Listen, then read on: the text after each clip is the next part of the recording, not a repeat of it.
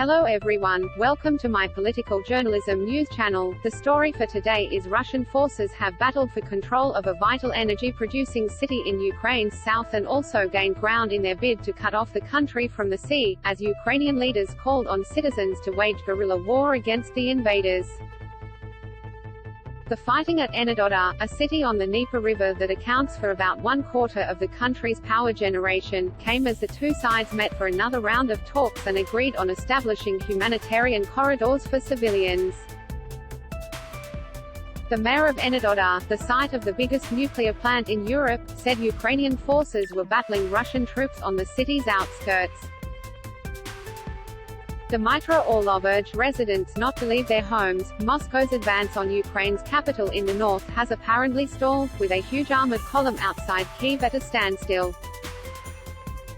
And stiffer than expected resistance from the outmanned, outgunned Ukrainians has staved off the swift victory that Russia may have expected. A top Russian officer, Major General Andrei Sukovetsky, commander of an airborne division, was killed in the fighting earlier this week, an officers' organization in Russia reported. But the Russians have brought their superior firepower to bear in the past few days, launching missile and artillery attacks on civilian areas and making significant gains in the south as part of an effort to sever the country's connection to the Black and Azov Seas.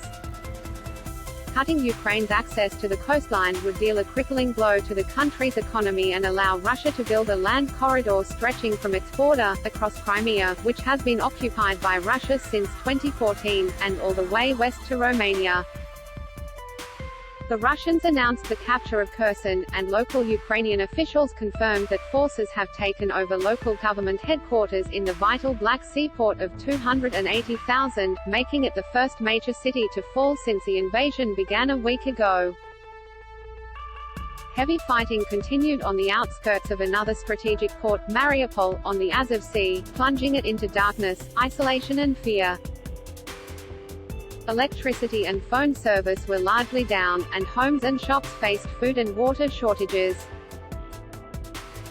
Without phone connections, medics did not know where to take the wounded. The Russian military announced advances in the Mariupol area on Thursday morning.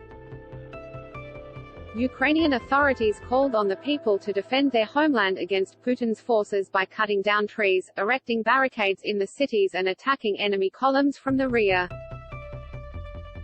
Total resistance. This is our Ukrainian trump card and this is what we can do best in the world, Ukrainian presidential aide Oleksiy Arestovich said in a video message, recalling guerrilla actions in Nazi-occupied Ukraine during World War II. At least 227 civilians have been killed and 525 wounded, according to the Office of the UN High Commissioner for Human Rights, though it acknowledged that is a vast undercount, and Ukraine earlier said more than 2,000 civilians have died. That figure could not be independently verified. That is all for today news. Thank you for watching to my channel. Please be sure to leave your comment and subscribe below for more news update.